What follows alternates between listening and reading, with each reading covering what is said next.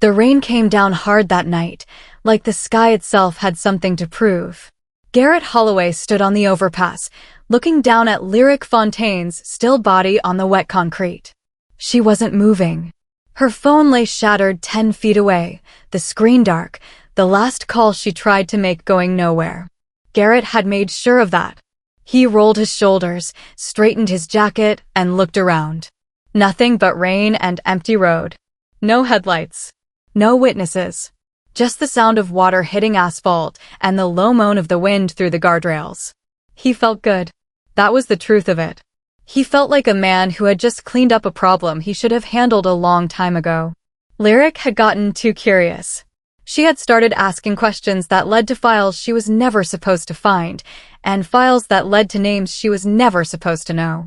And now she was lying on the ground in the rain, and by morning, everyone would call it a tragedy. A bankrupt woman. A wet road. A terrible accident.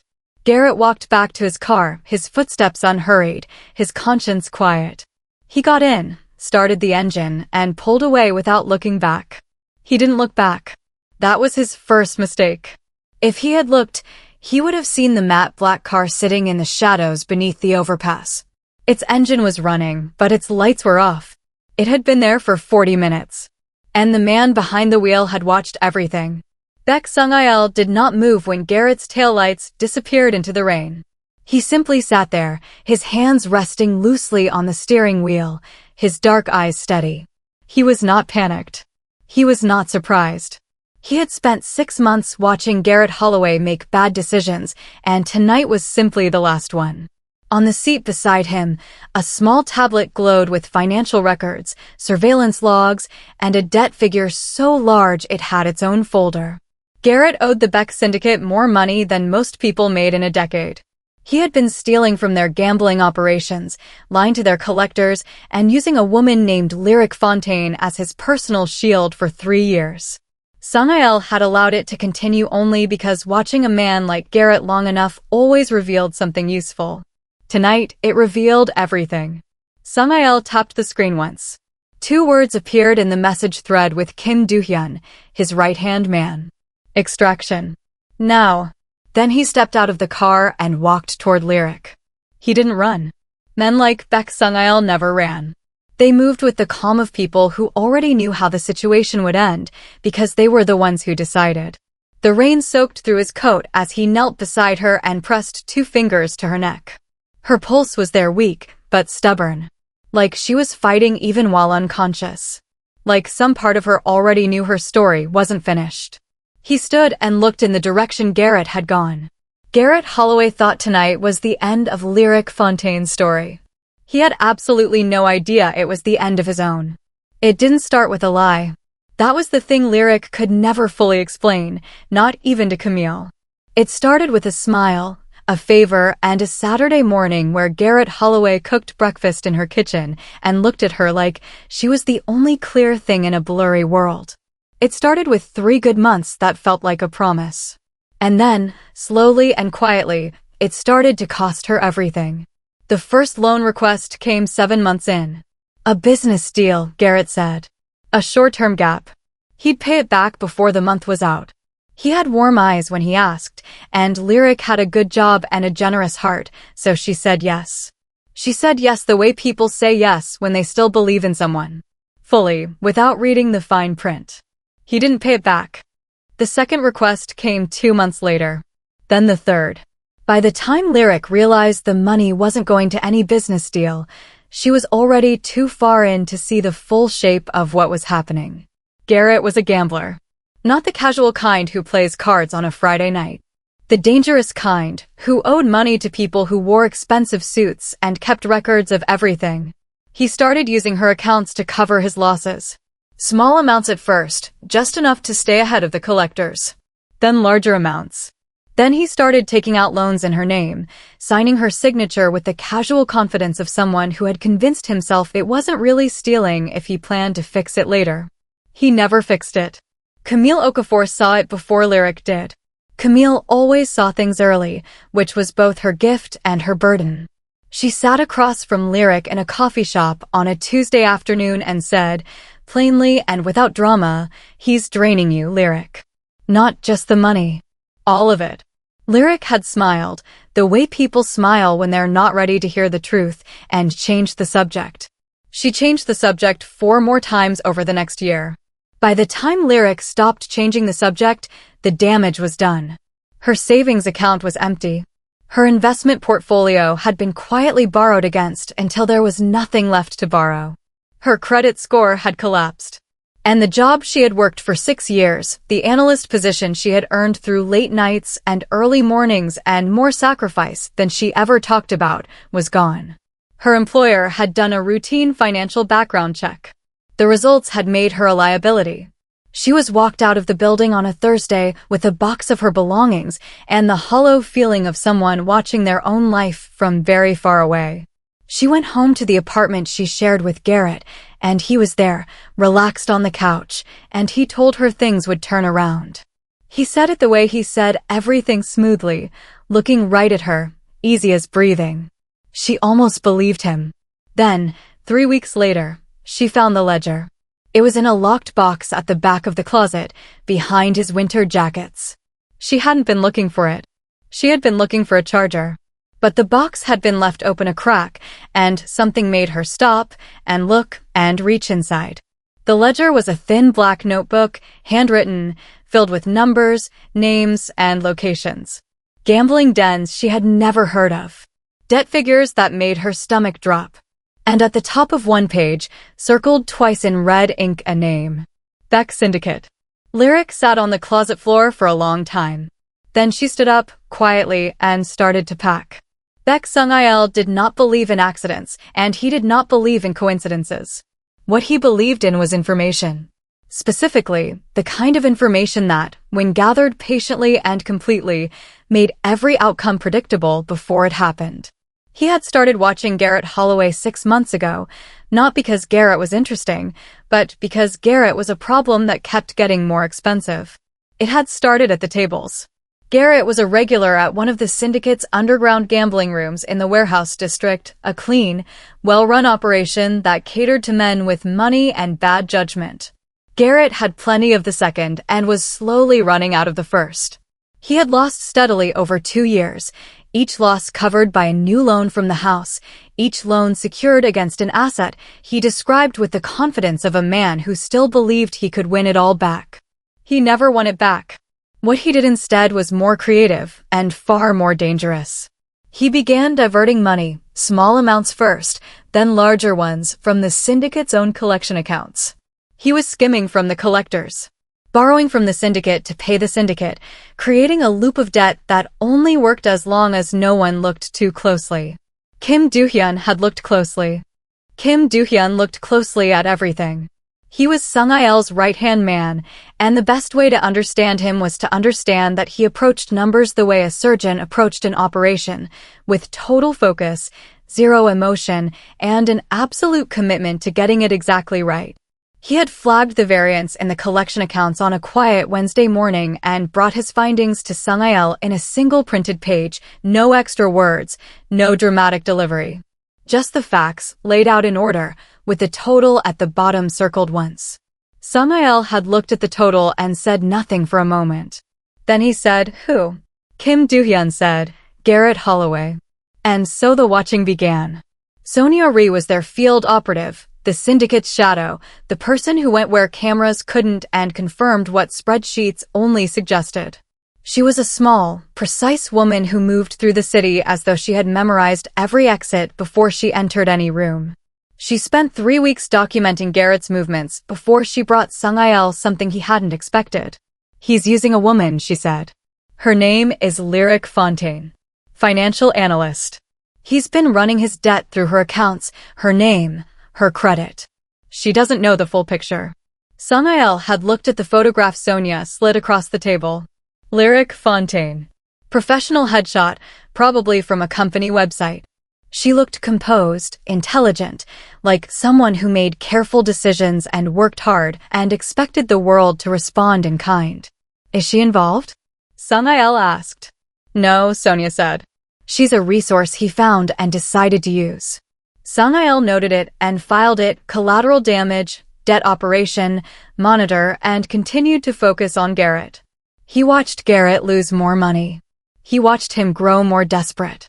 He watched through field reports and surveillance footage as the man's behavior toward Lyric became harder and more controlled, a predator managing an asset that was starting to struggle. And then came the night on the overpass. Sonia had called it 20 minutes before it happened. "He's stopping the car," she said over the phone, her voice flat. "He's pulling her out." Samael had already been moving. He was parked beneath the overpass when the first blow landed above him. He sat in the dark and watched on the tablet feed as Garrett did what desperate men always do when they realize their leverage is about to walk out the door. His hands didn't move. His expression didn't change. But something in his chest did. Something quiet and certain, like a calculation completing itself. Lyric Fontaine had just moved from collateral damage to something else entirely. He was still deciding what to call it when he sent the message to Kim Do-hyun. Extraction. Now. The order went out at 11:47 p.m. By 11:52, Sonia Rhee was on the overpass. She moved fast, but not rushed. There was a difference, and it mattered. Rushed left traces. Fast left nothing. She had a medical bag over one shoulder and an earpiece in her left ear, and she covered the distance from her car to Lyric's body in 16 seconds without breaking stride. Lyric was on her side, her breathing shallow and uneven. There was a bruise forming along her jaw and a cut above her left eye where her head had hit the concrete railing. Her clothes were soaked through. Her body temperature was already starting to drop. "She's stable," Sonia said quietly. "Borderline hypothermic. Head injury, likely minor. She needs a line." "Team is 90 seconds out." Kim Do-hyun's voice came through the earpiece, calm and precise. "Stay with her." Sonia knelt beside Lyric and worked quickly. She had done this before, not exactly this, but versions of it. Extracting people from situations that had gone wrong, making sure they arrived somewhere safe before the world had a chance to decide their fate for them. She placed a warming blanket over Lyric's body, checked her pulse again, and held a small light to her eyes. "Pupils responding," she said. "She's going to make it." She said it matter-of-factly, the way you state a plan rather than a hope. The medical van arrived without lights or sirens. It was clean, unmarked, and staffed by two people who understood that their job tonight did not exist in any official record. They worked with the kind of quiet efficiency that only comes from experience. Lyric was on the stretcher and in the van in under 4 minutes. A heated 4-line was in her arm before the doors closed. Kim Do-hyun coordinated everything from a separate vehicle 2 blocks away, a laptop open on his knees, logging each step in the Syndicate's private record system and simultaneously managing the second part of the operation.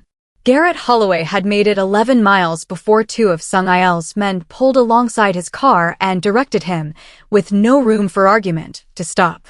He wasn't hurt. That was a deliberate choice. Hurt men called attention. Hurt men went to hospitals and made police reports. Garrett was simply stopped, redirected, and placed in a vehicle where a man in a gray suit told him, very quietly, that he was to go with them and that he would not be making any phone calls tonight. Garrett had tried to argue for about 30 seconds. Then he saw the man's eyes and stopped. He rode in silence for the rest of the journey.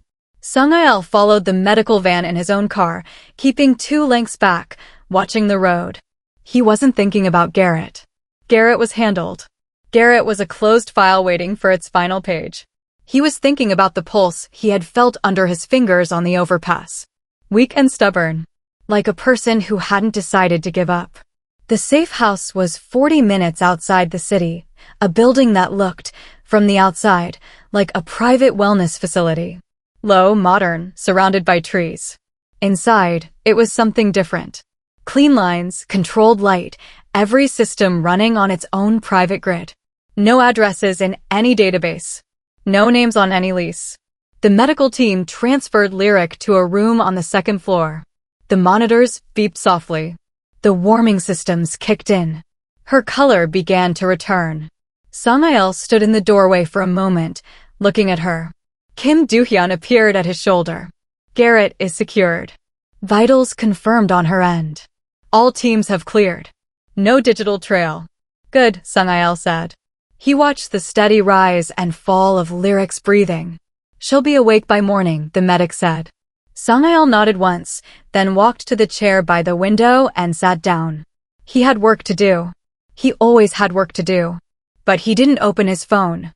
He just sat there in the quiet of the room, listening to the rain ease off outside, and the steady, stubborn beeping of the monitor that said Lyric Fontaine was still here. Still fighting. Still in the story. She came back slowly, the way you surface from deep water, aware of pressure first, then sound, then light. The light was soft. That surprised her. Lyric had expected to wake up cold, on concrete, in the rain. Instead, the ceiling above her was warm white, the air was still and even, and there was a weight across her shoulders that turned out to be a blanket so thick it felt like it had been designed for exactly this. For the body of a person who had been out in the cold too long.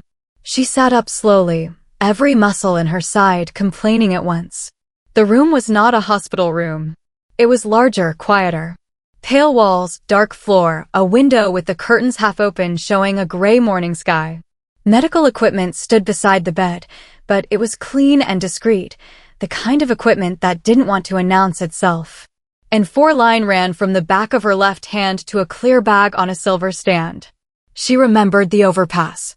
The memory arrived all at once, Garrett's face, the railing, the cold concrete, the sound of rain hitting the ground far below where she'd fallen. She remembered reaching for her phone, remembering it was already broken, remembering the darkness coming up to meet her like a floor. Then nothing. Until this room. She heard a shift of movement near the window and turned. Baek Sung-il was sitting in an armchair with a jacket folded across his knee and a phone face down on the arm of the chair. He looked like a man who had been there for some time. He didn't look startled to see her awake. He looked like he had been waiting. "Don't pull the line," he said, nodding at her hand, where her fingers had gone instinctively to the fore. "You were hypothermic." "It's still helping." Lyric studied him. He was Korean, somewhere in his mid-30s, with a face that was sharp and even and gave very little away. His clothes were expensive without trying to be noticeable. His eyes were dark and direct, and they watched her in the way that felt less like observation and more like assessment. "Where am I?" she asked. "Somewhere safe." "That's not an address." "No," he agreed. "It's not." She looked around the room again, more carefully this time. No windows with visible landmarks. No logos on the equipment. No names anywhere.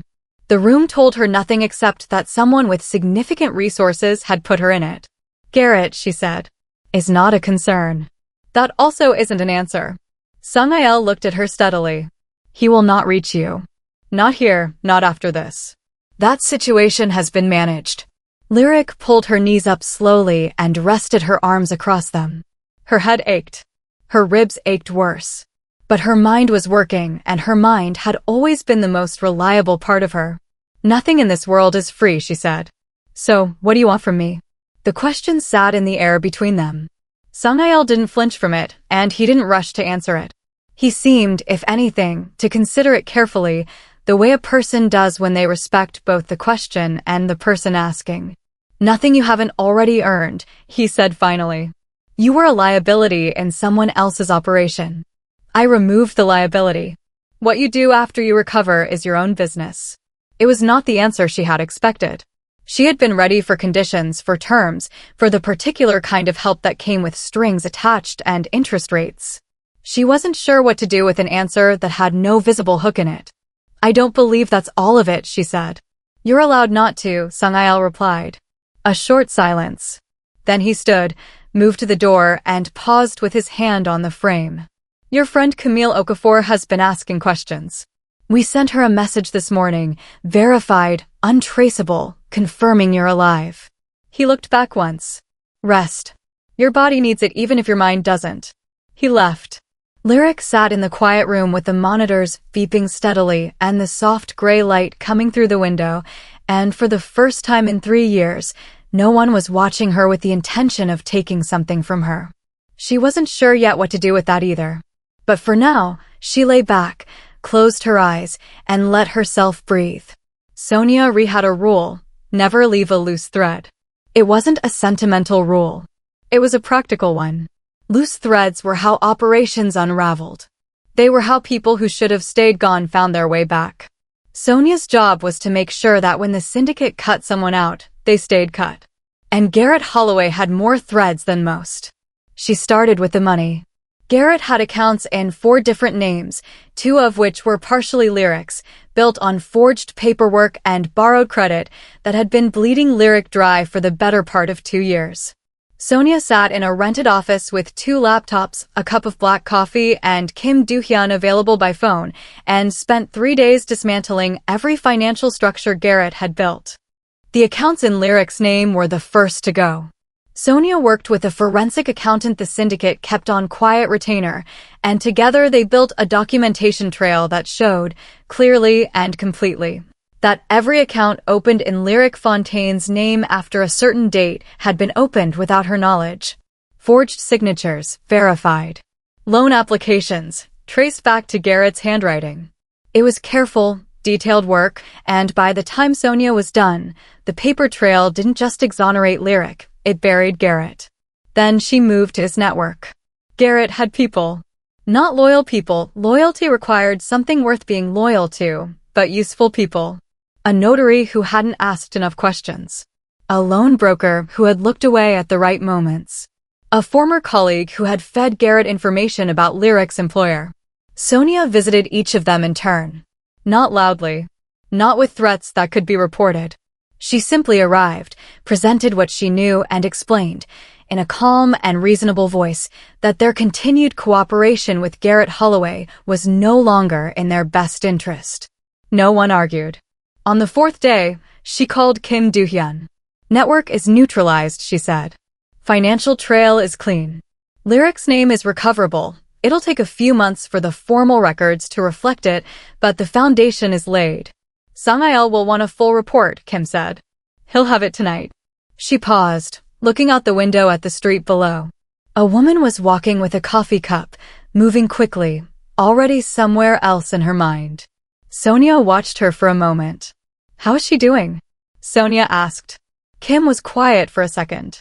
Recovering. Asking questions. Good questions. Sharp ones. Sonia nodded, though Kim couldn't see it.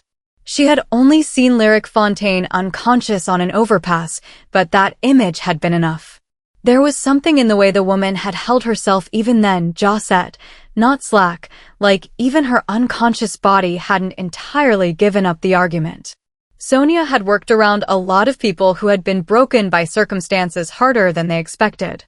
She had learned to tell the ones who came back from the ones who didn't. Lyric Fontaine was coming back. Sonia had her own opinions about what that meant, about Sang-il's quiet decision to sit by her bedside, about the care that had been extended beyond what a straightforward debt operation required. She kept those opinions to herself. They weren't relevant to the job, and Sonia never let irrelevant things slow her down. What was relevant was this. Lyric's name was being cleaned. Her financial record was being rebuilt from the ground up. By the time she was strong enough to walk back into the world would be ready to receive her differently than it had before. Sonia closed her second laptop, finished the last of her coffee, and started writing the report. Loose threads. All of them gone. It had been 12 days since the overpass. Lyric could walk without holding the wall now. She could eat full meals.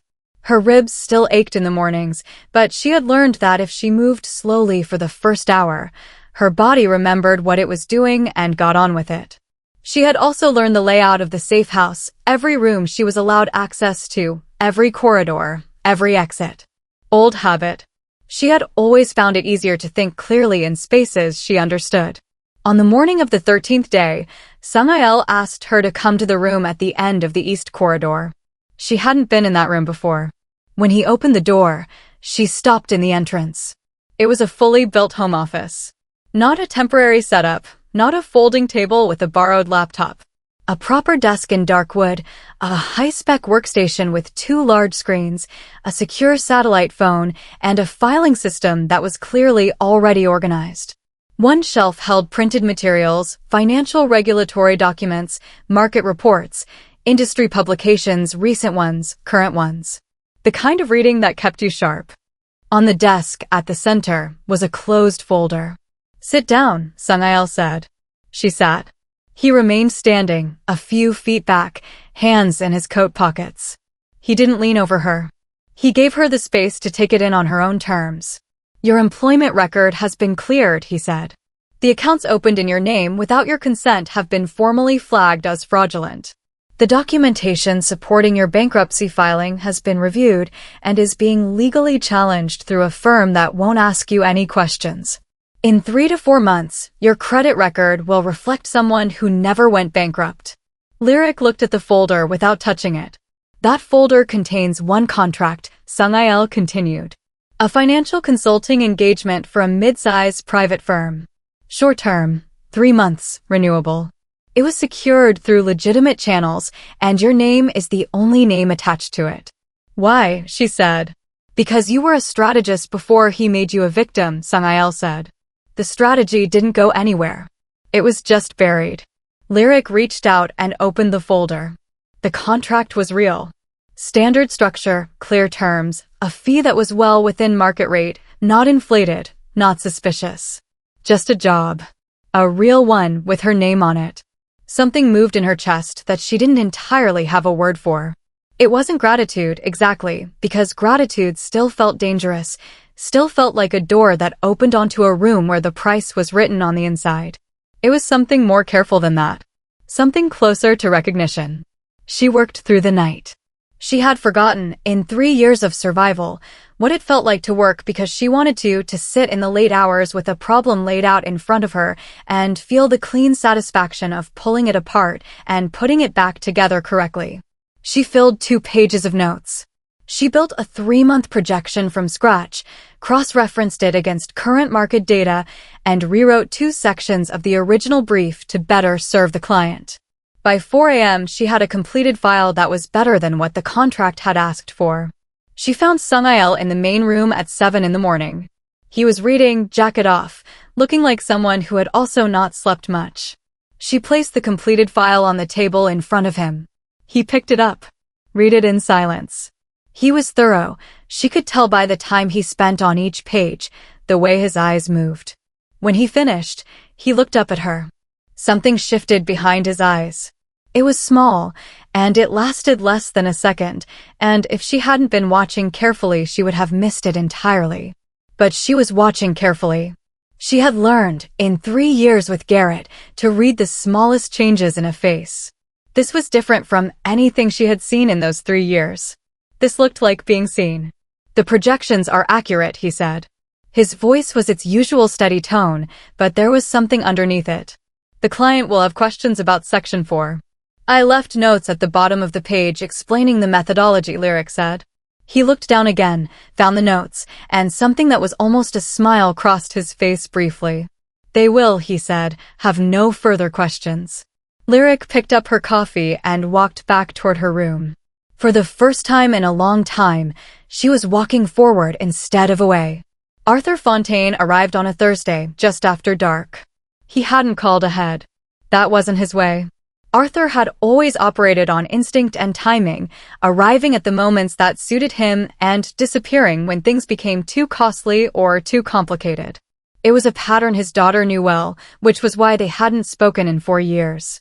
Kim Do-hyun met him at the gate. Not because Arthur had given notice, but because Sung-il's people always knew when someone was coming.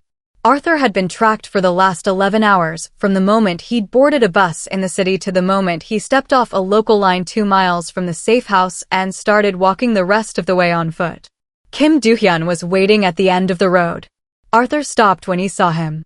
He was a man in his late 50s, broad-shouldered but gone lean with age, with a face that still carried the bones of a man who had once been someone's great idea of handsome. He had Lyric's eyes. That was the first thing Kim Do-hyun noticed, and the detail felt strangely inconvenient. "I want to see my daughter," Arthur said. "Your daughter is recovering," Kim said. "You will speak with Sung-il first." It was not a request. They brought Arthur to the private study at the far end of the safe house. Sung-il was waiting. He was seated. He did not stand when Arthur entered, and Arthur noted that, because men who did not stand when you entered a room were men who didn't need to announce their authority. Arthur sat across from him. For a moment, neither spoke. You left Seoul in 2003, Sung-il said. Not a question. Arthur's expression didn't change, but his jaw tightened slightly. Yes. Before leaving, you received assistance from the Beck network. Safe passage, documentation, a clear debt that wasn't yours to begin with. Our records are complete.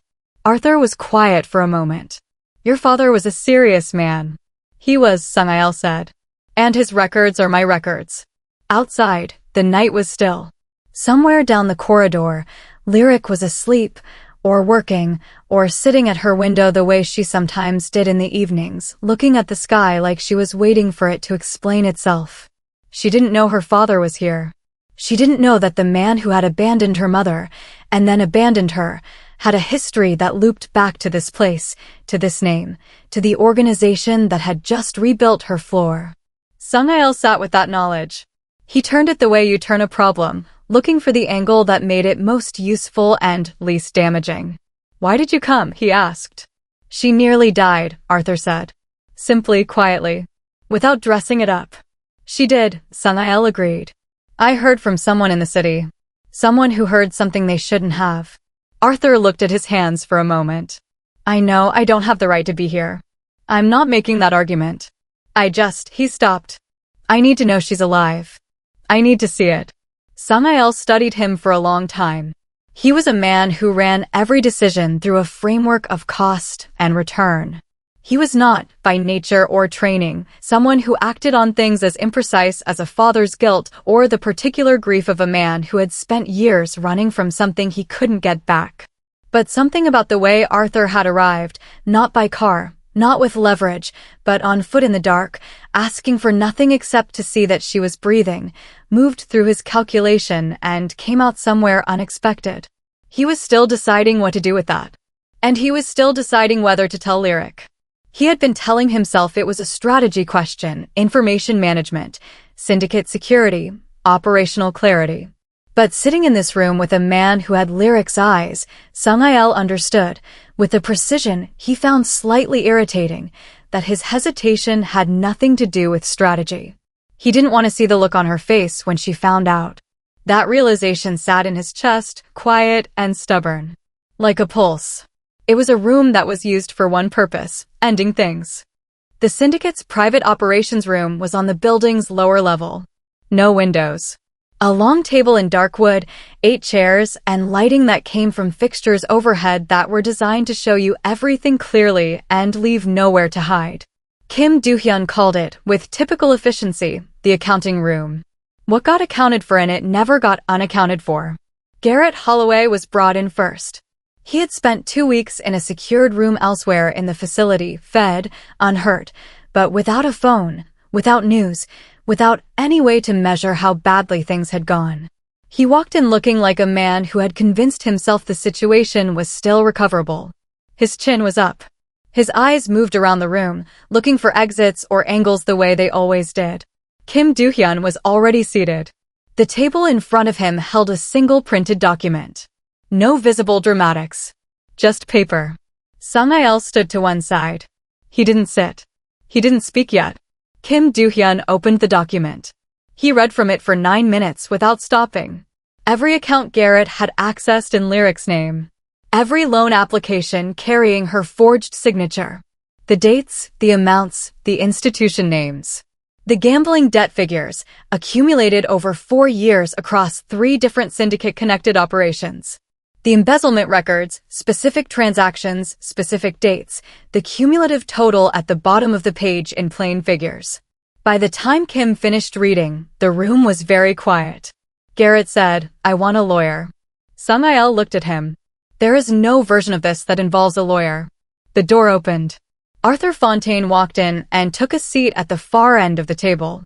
Garrett didn't know Arthur and Arthur didn't know Garrett, but both of them understood, from the way Sung-il's eyes moved between them, that they were parts of the same problem being solved in the same room. Arthur looked at his hands. He had, after his conversation with Sung-il 2 days prior, been given the choice of leaving or staying for this. He had chosen to stay. He wasn't sure if that was strength or guilt. He suspected it was both. Then the door opened again. No one had told Lyric about the meeting. She had overheard 2 words from a conversation between Sonia and Kim Do-hyun in the corridor, enough to know that Garrett was on the premises, enough to know that something was being concluded today without her present. She had walked to the room, and she had opened the door, and no one had stopped her, and so she walked in. The room went still. Garrett looked at her. Something crossed his face, not regret, not quite, but the particular expression of a person who understands, finally, that what they believed was a closed chapter has turned out to be the chapter where everything is read aloud. Lyric looked at Garrett for a long moment. Then she looked at Arthur, and for one suspended second, something moved across her face that she shut down quickly, like a window being closed against weather. Then she looked at Sung-il. He watched her, and he waited. She turned to the table, pulled out a chair, and sat down. "Continue," she said. Kim Do-hyun looked at Sung-il. Sung-il gave the smallest nod. Kim Do-hyun continued. Lyric did not look away from the documents as they were walked through. She didn't flinch at the numbers, even though several of them were the exact figures she had spent sleepless nights trying to understand when the accounts were draining and nothing added up. She had lived inside these numbers. She knew their shape better than anyone in the room. When Kim finished, she spoke. "I want 2 things on record," she said. Her voice was level. "First, every account, loan, and financial instrument opened in my name without my consent. I want the complete list because it belongs to my case and I intend to use it." She looked at Sung-il. "Second, I want it formally documented that I had no prior knowledge of the Syndicate's operations. Not as a favor. As an accurate fact." Sung-il said, without pause. "Done." "Both." Garrett made a sound. Like he was going to speak. Lyric turned to look at him, and the sound stopped. She looked at him for a long, even moment. Not with fire. Not with the shaking, overwhelmed anger of a woman who had been holding something in for years. With the calm of someone who had already decided that the best revenge was not a speech. Then she looked back at Sung-il and said, "I think we're finished here." Sung-il looked at her, just for a moment, with something behind his eyes that he hadn't planned for. Then he straightened his jacket and looked at Kim Do-hyun. "Close it," he said. The pen was a plain one. Black. No brand name. The kind of pen that did its job without calling attention to itself. Kim Do-hyun placed it on the table in front of Garrett with the same quiet efficiency he brought to every task. Beside it, he set a document, 12 pages, clean margins, clear language. The kind of language that left nothing open to interpretation. "Read it," Sung-il said. Garrett picked it up with hands that weren't entirely steady. He read it. He read it slowly, and his face went through several stages, none of them good. The first pages covered the financial restitution, every dollar owed to the Syndicate's operations, formalized, totaled, and assigned. The middle section covered the civil documentation that Sonia Rhee's work had prepared, the formal acknowledgement that every account opened in Lyric Fontaine's name had been opened fraudulently, under his direction, without her consent. His signature on that section would form the basis for clearing her record completely. The final pages were the terms. All assets, the vehicle, the remaining funds in his personal accounts, the only valuable possession left, a piece of property in his mother's name that had been improperly signed over, transferred to the Syndicate for debt settlement. In exchange, no police report would be filed tonight. No evidence would be submitted. Garrett Holloway would be transported to the Syndicate's labor operation in the Eastern Port District, where he would work a structured debt program for a period to be determined by the Syndicate's own accounting. He would not return to the city. He would not contact Lyric Fontaine. He would not contact anyone. Garrett put the document down. "This is my whole life," he said. His voice was quieter than usual. Some of the performance had gone out of it. "Yes," Kim Do-hyun agreed. Garrett looked at Sung-il. "You'd let me walk out of here if I refuse?" Sung-il looked back at him with the kind of patience that had nothing warm in it. "I would not." A long silence. Garrett picked up the pen. He signed all 12 pages slowly, methodically, the way a person does when they understand that each signature is a door closing behind them. When he finished, Kim Do-hyun collected the document, checked each page, and placed it into a sealed folder. Two men from Sungil's security team entered and waited by the door.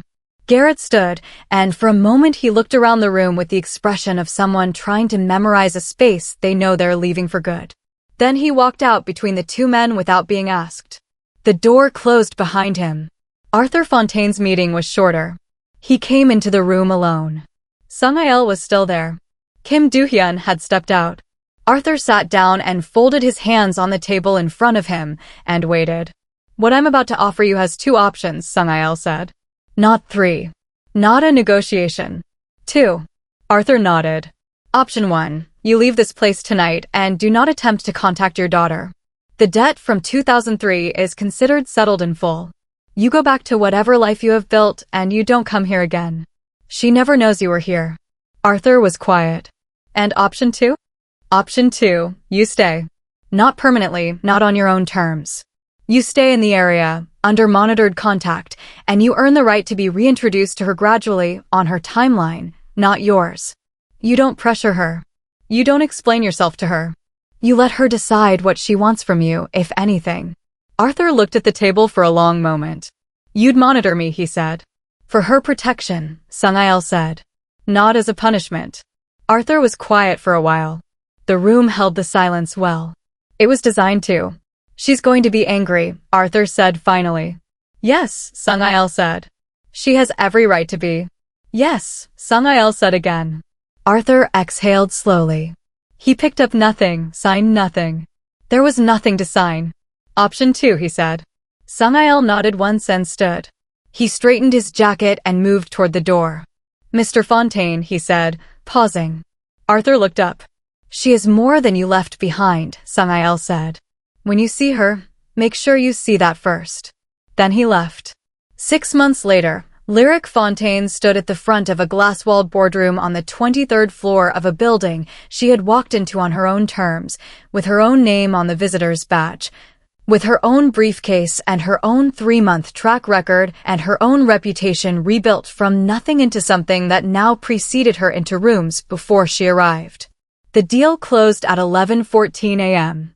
It was a portfolio acquisition, a mid-size financial firm folded into the structure of a larger private group, the kind of deal that required months of preparation and a strategist who could hold several complex variables in her head at once while keeping the human elements of the negotiation in steady balance. It was the kind of work Lyric had been built for, the kind of work that had been taken from her by a man who had understood her value just enough to spend it.